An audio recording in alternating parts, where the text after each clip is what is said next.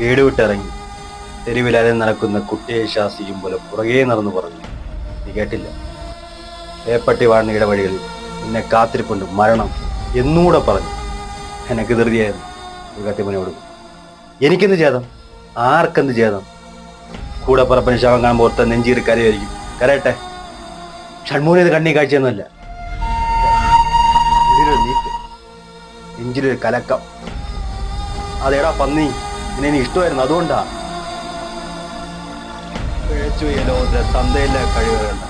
ഗുണവതിയാശം ചൊല്ലിക്കൊടുക്കാം. മണ്ടൻ ഗുണാപ്പൻ.